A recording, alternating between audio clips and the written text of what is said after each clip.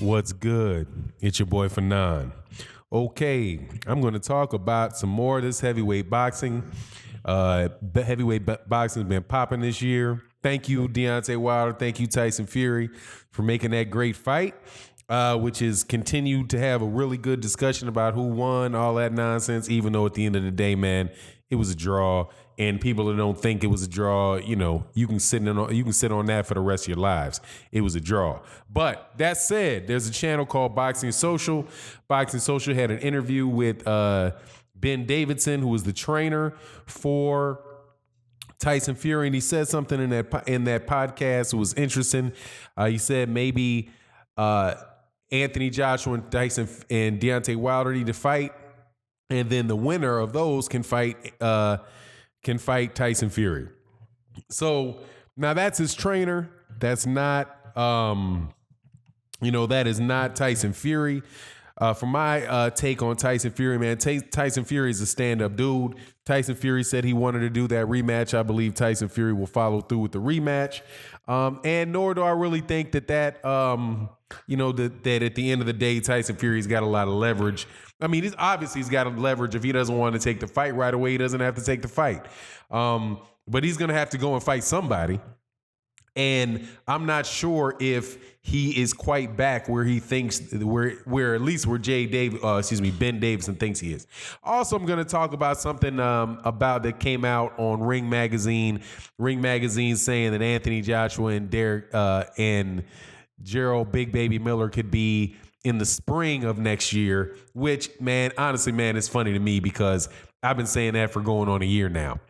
And that's because other people have been saying that for going on a year, mainly the Eddie Hearn and Matchroom Boxing. There's a lot of people who are big fans of Eddie Hearn, but don't take the time to actually listen to what the guy says. And if you actually listen to what he said and you've been listening to him carefully since the Klitschko fight, none of what they have done, other than the signing with DAZN, has been much of a surprise. It's been just what he's laid out. But so I'm going to talk about those two things. Before I do, I want to thank subscribers for tuning in. Thank you very much. If you're not subscribed, please subscribe and hit the bell icon, and that way you can be notified when we do more videos and we have the live streams in the morning. Okay, now let's get it cracking. Tyson Fury is, if that's the case, well, first of all, Jay Davidson, again, he said that maybe Tyson Fury, should wait to fight the winner of Anthony Joshua and Deontay Wilder. Now, my first belief is that I don't believe that that's the case. I believe that these guys are going to want to go in straight to a rematch.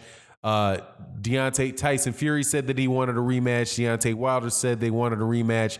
And these guys, I do believe, should be entering pretty soon, if not already, in the conversation about having the rematch.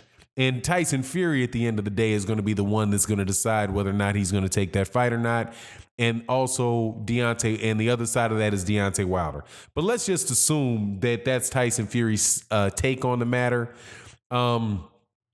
It seems to me like there's always a danger that people take moral victories too seriously. And that's what the victory that Tyson Fury received in that fight was, a moral victory. Now, when people say that he won the fight, there's the obvious reality in your face that he did not win that fight, that fight was a draw. If you go to BoxRec, and I say this 100 times, you go look at what the outcome of the fight was. The outcome of the fight was a draw, which means that Deontay Wilder is still the WBC champion. Okay? Deontay Wilder does not have a loss on his record. So Tyson Fury did not hand him a loss. He didn't take his belt. That is the reality of it. And it always strikes me how people who want to talk about bias, which is honestly, man, I think I know what bias is now. Bias is now a code word. Unbiased is now a code word. But if you are unbiased and you are purely objective, you will call the fight what the fight was. Tyson Fury and I said this, Andre Ward said this about Sergey Kovalev. Sergey Kovalev did not believe that he lost that fight the first fight against Andre Ward. And he did not go about fixing the problems that he needed to fix in order to win the second fight.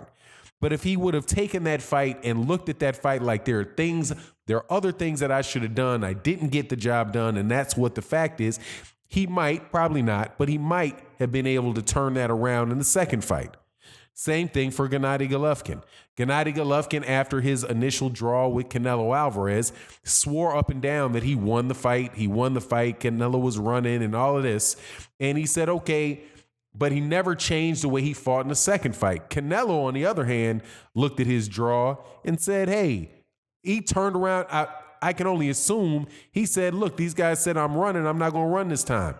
I'm going to walk Gennady Golovkin down. There's not going to be any question about whether or not I'm winning this fight because I'm going to go walk straight to him.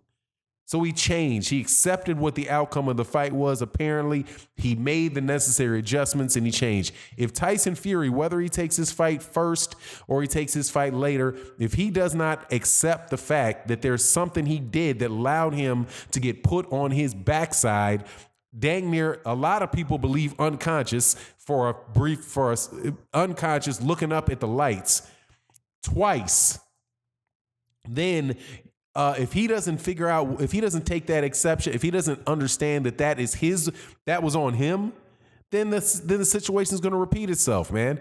And holding off the fight's not going to help you because what are you going to do in your next fight? Who are you going to fight in your next fight? Unless it's Anthony Joshua, which I wouldn't mind at all. If he wants to say, hey, man, maybe you go fight Anthony Joshua, but who else is there for Tyson Fury to fight? And he could slip around, he could slip up and lose his next fight, you know? So anyway, I would hope that the guy would take the rematch. I personally, let me change what I just said. I personally wish that Anthony Joshua and Tyson Fury would fight because that would settle up the whole UK thing. If the people in the UK really think Tyson Fury won, then hey man, demand that Anthony Joshua fights Tyson Fury. There's the April 13th date. Why can't he can slide right in there? But Anthony Joshua doesn't want Tyson Fury, right? He said he wants somebody with a belt. But hold on, if you don't fight Deontay Wilder, you can't possibly fight with somebody with a belt. So why not? Why not Tyson Fury? So, you know, this thing is kind of good news, bad news for me. You know, I would hate that it's good news in the sense that, hey, man, maybe Anthony Joshua and Tyson Fury can fight next. And I would be cool with that. It's bad news in that hopefully this is not what Tyson Fury really believes, and Tyson Fury is not really getting the kind of a prima donna. I would hate if he turned into a prima donna off of a moral victory. You know what I mean? Because a moral victory is not a victory. And all these people blowing smoke up your backside, talking about how great you are and how you obviously won the fight, they're not doing you any good, man.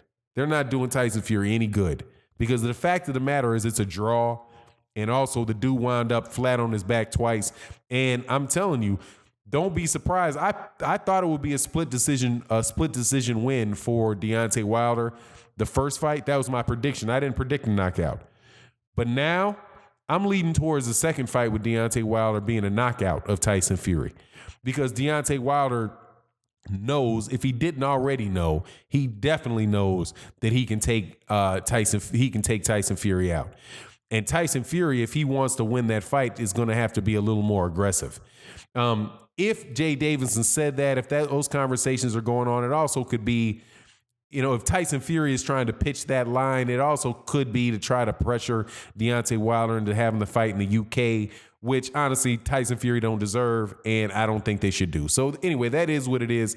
Now, as far as Dillian White and Anthony Joshua, Dillian White and Anthony Joshua, you know, if they make this fight, that tells you, that's proof that what they're saying the money is in the UK is not the money in the UK. There's a reason why all these champions from the UK eventually come to the United States, because that's where the biggest cut of money you can earn is going to be, and that for the promoter as well. So even ever acting like Anthony Joshua, wasn't coming to the United States, or that he just doesn't want to come to the United States against Deontay Wilder. He wants to come to the United States and try to get the big paycheck, And by the way, big paycheck. The biggest paycheck of last year was one cut to Canelo Alvarez for $33 million by DAZN. So maybe that's it's not Anthony Joshua. But anyway, it is what it is, man. I'll deal with that on a later day. But everybody from the UK eventually comes over to not everybody. Everybody that can manage to do it came over to the United States to fight. Ricky Hatton, Lennox Lewis, Joe Calzaghe, these guys all eventually come over to the United States. Prince Nazim Hamed. These guys always wind up coming over to the United States so that they can get on pay-per-view and they can make those big dollars. And acting like Anthony Joshua isn't going to try to do that. What did he say? Oh, I can't leave the UK because of my fans have been so dedicated to me. Get out of here, man. You just don't want to fight Deontay Wilder. Anyway, it is what it is. And with that, I'm out. Peace.